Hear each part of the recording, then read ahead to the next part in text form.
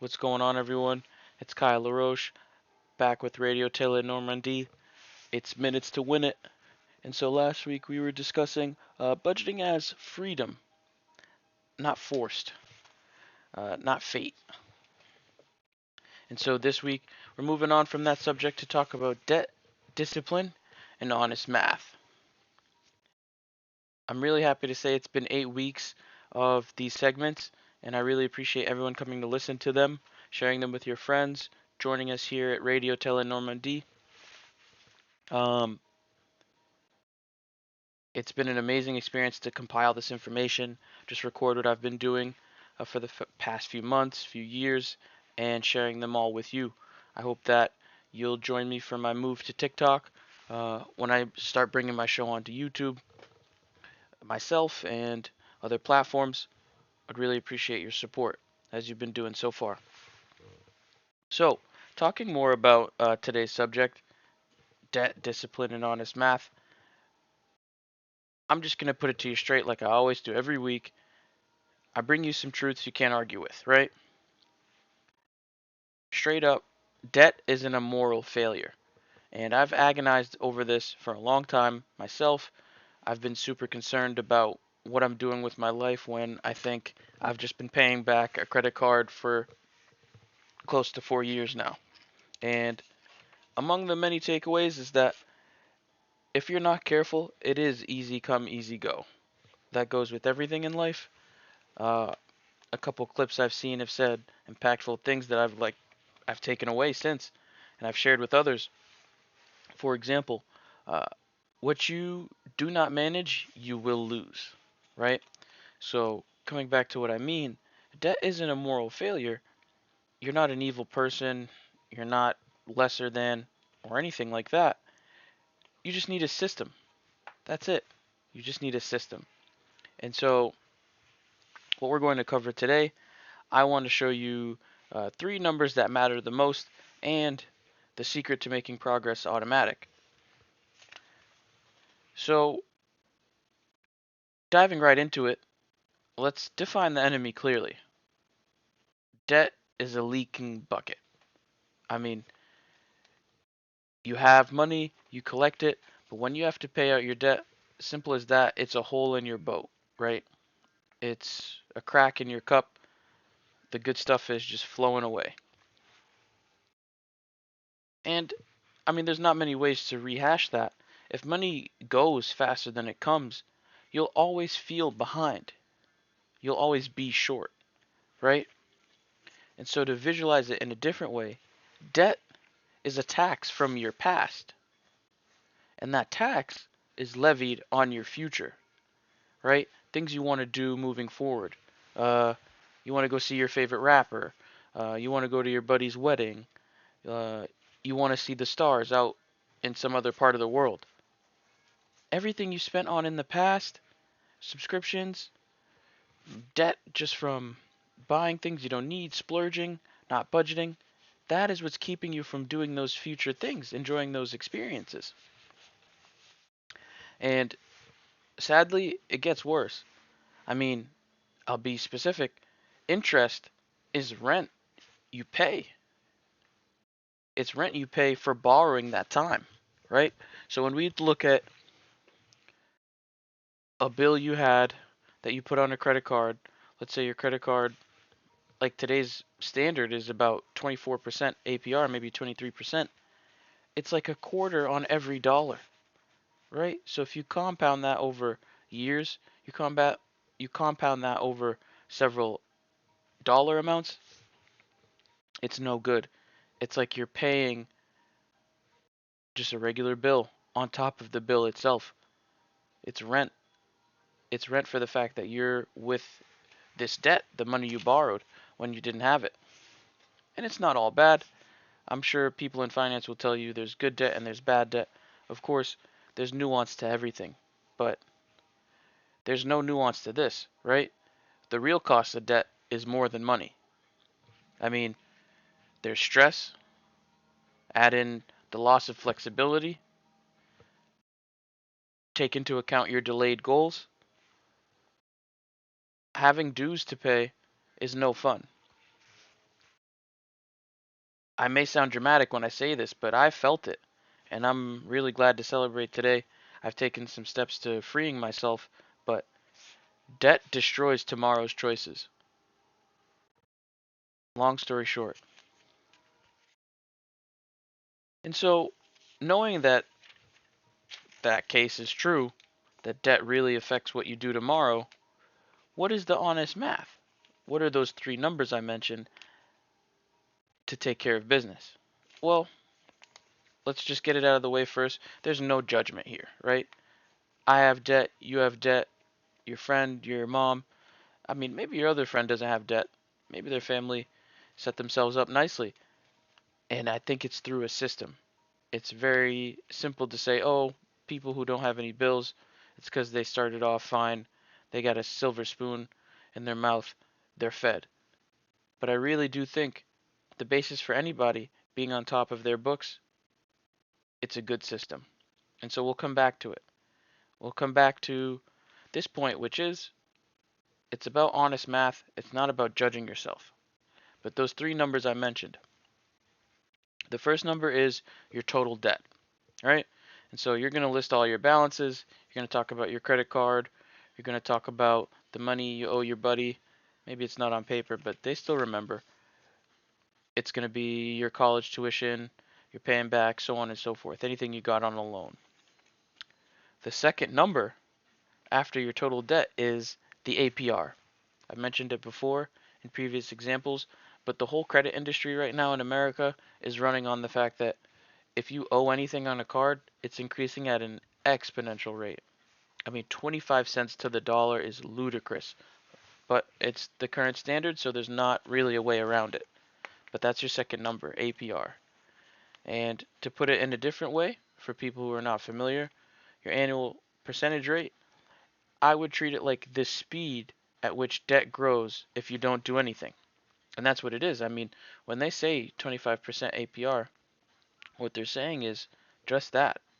25% of that balance annually, that's the rate you're paying extra for them having loaned you the money in the first place.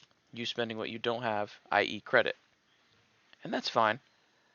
But we move on to the third number. This is a big one. It's your monthly surplus, right? And I've come across some content that refers to your surplus. You know, you should be living uh, under your means, of course, not above, meaning, let's say you make a certain amount, it's like 60% of that extra meaning after you pay everything that's due. You got to pay your rent, you got to pay your utilities.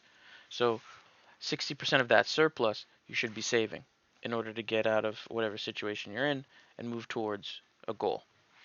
So that's the standard. I think it's admirable. I know life is real and things come up, so you can't always meet those ideals, but that's something to keep in mind. And to define that surplus, for those not familiar, I said it before, but it's what you get after you remove everything you owe, the utilities. But in a formula, look at your take home income, subtract non negotiable expenses. I mentioned it, rent, utilities, so on and so forth, groceries, and subtract minimum payments. Now that comes out of your minimum payments come from the bills you owe, whether it's subscriptions, whether it's debt on a card, again, tuition, naming examples, but everyone's case is different. And there comes a golden rule of thumb to go with it. Long story short, or to make a novel a novella, if the surplus is greater than zero, you're in danger, right? It's a dangerous sitch. Like you're doing good. Dangerous is in you're lethal. But if your surplus is negative, less than zero, right? You're in danger. And not to make it dramatic, the danger is a structure issue, right? So like I've been saying throughout the talk, it's a matter of having the right system set up. You're not doing anything wrong. You're not worse than anyone else for it. You need to set up the right system. And so when we talk about systems, what do we mean? I'm sure we've all heard the word discipline before, and we have many meanings for it. We have many ways to describe it. But I'll tell you what it is and what it isn't, right? Because a lot of people will tell you discipline is freedom. A lot of people will argue against that and say it's not freedom, you're being too ascetic, like a monk. And I'll say that. Discipline is not a monk's life, right? It's not a life of wanting because you're abstaining from everything. You're not Amish. You haven't given up all technology, electricity, things like that. But what it is, discipline is repeatable behavior, stuff that adds up. And that's the key part. It's repeatable behavior that adds up. Because, of course, there are things you continue to do. They don't always lead you to the pot of gold at the end of the rainbow. If you pick your nose, you scratch your butt, you're not taking care of business, but it's a habit, right? Repeatable behavior that adds up is really important to distinguish. And so when we talk about discipline, I would I would say there are two flavors. Of course, people would expand on anything. So if there's more to you, so be it. But for me, the two flavors are automatic and manual. There's automatic discipline and there's manual discipline. To go over those, automatic discipline, I'd call them systems. It's been the word of the day, but we're talking about autopay, right? We're talking about strategies that remove decision making. They remove friction for that as well. So you leave your card at home, you don't spend. Or if you only bring out cash, you can only spend the cash you have. Things set up that way to be automatic to remove the decision points from it are very, very helpful. I can't stress enough, the more guesswork you take out of it, the more apt you are to accomplish things. And then when we go into manual discipline, it's maybe what more people are familiar with or what they suggest when they say the word. We're talking about behaviors, right? So when we refer to behaviors, of course, behavioral discipline may look like you put a pause on spending.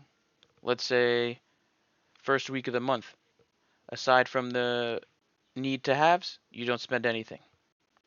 So a pause on spending. Or, like I used to do, let's say you try and go on no spend streaks. How many days can you go consecutively without spending?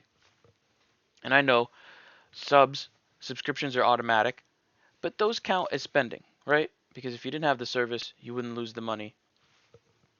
So I've been as successful as getting to maybe 2 to 3 weeks without spending on something that was an automatic payment or something other than a utility. And when I do that, I'm very proud because at the end of the month, I feel like, wow, I do have more money in my pocket. And it's just by exhibiting certain behavior. But of course, this is harder to do. When you're around friends or it's a holiday season or birthdays are coming up, your behavior can change. And that's why it's more rewarding in a general sense to fall back on systems where decisions are removed as opposed to behavior where you're liable to make a decision for any number of reasons and factors. You're hungry. You're nowhere near home, so you can't make anything for free. You're going to buy food while you're out. But the behavior there to mitigate could have been spending money on fast food. How would you get around that? You would have had lunch or some meal or snack prepared at home and you brought it out, right? So that's why inherently it's more difficult, I would say, to modify behavior and call it discipline. Of course it counts. But when you have systems, when you say, I bring lunch to work every day, I make lunch after I eat breakfast the day before so that lunch is ready for the next day, it's ready for the day ahead, that works for you. You don't ever have to think, do I have to DoorDash Panera? I brought lunch. But to sum up, you have those two types of discipline, and it breaks down into automatic and manual, things you set up with systems and things you change in your behavior. So when we take into account that behavior or that system, automatic or manual discipline, how do we apply it? Usually it's an application of both. And so, keeping in mind our goal, referring to debt, discipline, and honest math, we take those two forms of discipline and we put them towards a payoff plan, right? The payoff plan, whatever you decide to do, you must pick it and then push. I mean, you could consider it like exercise. You may get to a certain point doing many exercises in a single session. You go to the gym, you rep out your biceps, you go to the back machine, or for the lat pull downs, you work out your back and your shoulders, you do this and that, you run over the treadmill, you run, and fine, you've gotten a workout in. But the reason I compare it to exercise is because with a payoff plan, you want to stick to a routine and rep it out, right? You don't want to be changing, turning over new leaves every day. You can't pick a strategy tomorrow and say next week, well, it's not working anymore. I got to switch gears. Because that will keep you from making the progress. Switching your approaches will lag you in the long term. So I keep it simple. I think there are two simple ways to approach paying off your debt. Their options A and B are 1 and 2, but picture a snowstorm, right? A snowy day, snow day, school is canceled, class is canceled. Maybe the kind of work you do, you don't have to go in, or what? It's really affected everything. You have option A, which is the avalanche. You pay extra towards things with high APR first, right? So that's really good if you're driven by the logic. You want to get the max efficiency out of your effort.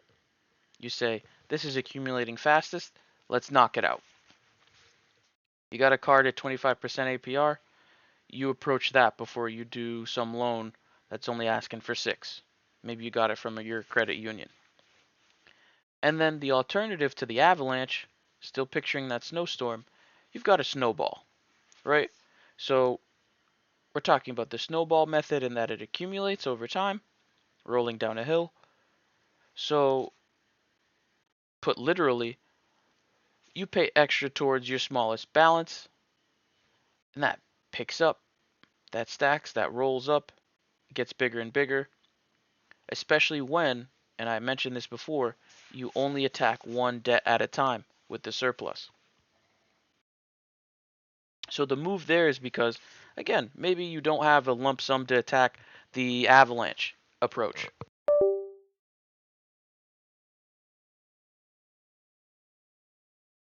Maybe, as opposed to the avalanche approach, you're better suited for the snowball because you got a little bit coming in, but you can't spare for a big sum at once. That's fine. The point is, whatever approach you pick, you stick with it. And to keep it all together, I have a rule for it. So, following one more formula, you do it on paydays, right? Whether you're avalanching, whether you're snowballing, you make sure you do it on payday. You get your minimums out, you take care of the bills, expenses, but then you choose what to do with that extra after the bills and expenses are covered. You either avalanche, you snowball, and then let's say you choose one or the other. Every month, try and get more towards that chosen extra. Do more with what you're getting surplus, right? And it's not to live that monk lifestyle, but it's again to eventually afford those future decisions. You don't want your past debts affecting your future costs, your future expenses, and honestly, your future profit. If you have new money coming in, but you're still paying old bills, well, you're not really moving forward. You're running in place like a treadmill. So when we talk about sticking to the plan, of course we have some guardrails in place because no plan is good without its contingencies, right? I've heard a lot of people say some variation of this, but basically no plan survives contact with the enemy, meaning if you got something set up, of course life happens, What do you do when the unexpected occurs? These guardrails are to keep you in check because we know sort of how the game goes. We've got friends, we hear stories, we see it in the news. Lifestyle creep, for example. You're making more. Let's say you get a raise, or let's say you find some extra cash lying around, so it makes you feel a bit better. The lifestyle creep is when you start spending more for no reason, right? You need coffee. Instead of making it at home, you get Dunkin' Donuts. Instead of Dunkin' Donuts, you're getting Starbucks. Instead of Starbucks, you're going to the artisan coffee shop. You're spending more and more, but to no end, really. You gotta watch out for that lifestyle creep. And then, aside from spending choices, life happens. Hey, you twist your ankle, you need crutches, you gotta see the doctor. Random emergencies happen all the time. I fell off my bike last year. I chipped my tooth. It was tough. And honestly, without the right things in place, it would have cost me a lot more to get back on my feet and happy and healthy where I want to be. This one is a classic, so I highlight it as a guardrail just to warn you. You can be your own worst enemy, right? Revenge spending. It's so easy to justify. You've been sticking to your systems, you've been avoiding overspending, you're sticking to your script. Don't use that as an excuse to go overboard, right? You got a bigger paycheck than normal. You can't blow it in your gotcha game, pulling for characters. You don't want to buy cosmetics for your avatar in an FPS game. You can, but think about what you're aiming for. You want to go to Spain, right? You want to go to Rolling Loud or Lollapalooza, whatever. It's revenge spending because you're acting on the impulse to reward yourself because you've adhered to a system. You should take that adherence to the system and make that your reward, right? You should make that your goal and be pleased with it by giving yourself something that doesn't cost money. Okay, maybe you share with a friend, they praise you for sticking to the process. You call your mom, your parents, anybody who you can rely on to praise you, to give you encouragement for sticking to it. That's what you need. You don't need the latest gadget for 20 more bucks just because you've been sticking to your budget. Because doing just that, it's ironic, revenge spending is what sabotages the system. So you've saved all this money and you're doing well, but because you're doing well, you take that money you spent and you blow it all on a one wheel. I mean, it's not the right way to approach it, and that's why I caution you. And then remember, because life happens, it's not all or nothing. Okay, if you miss 1 month or you don't get to add as much to debt to clear it, like a payment, it's not over. And that's not a reason to spiral and give up on the whole system. Okay? Because I'll get to one point, but you don't rise to the level of your motivation. Many people have put it this way, but you fall to the level of your systems. Okay? So, in response to these guardrails and things to watch out for, you've got a couple ways to counter.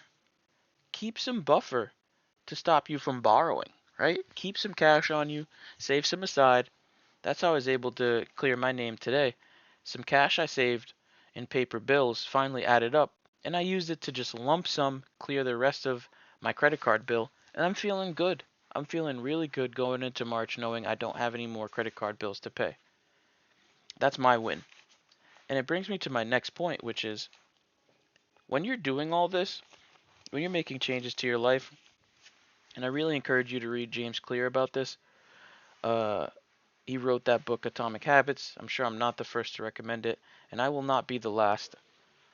I'm certain I'll recommend it again because it's important to keep in mind when you're making changes to your life, changes will not stick unless you have a shift in your identity as well, right? It's true. Many people suffer from imposter syndrome, feeling like they don't belong, and more so when things start going a certain way, maybe it's positively, and they're not used to that success. They go, wow, my systems are working, I'm saving more. this isn't like me. I'm going to blow the money somehow, or there's going to be a bill I don't expect. I'm going to have to spend it. When people are working on a project and they're seeing some returns from it or some interest, people wanting to be clients or participate in their service or buy their product, or even as simple as you're working out regularly, you're changing your diet, you're feeling better, you're having more energy, you can feel the strength in your body, but you go, oh, but I've been a certain way a long time, like, I'm not really changing. I mean, this is just a fluke. Like, I'll be back to my old self, you know, the changes I feel, I won't see as soon as I want. You need to talk yourself out of this, or rather, talk yourself into a new way of being. You're a different person, and you're a different person because you recognize that you need to make changes to a certain end, right? You've stopped drinking the Kool-Aid. You're not under hypnosis thinking everything is good while you ignore it.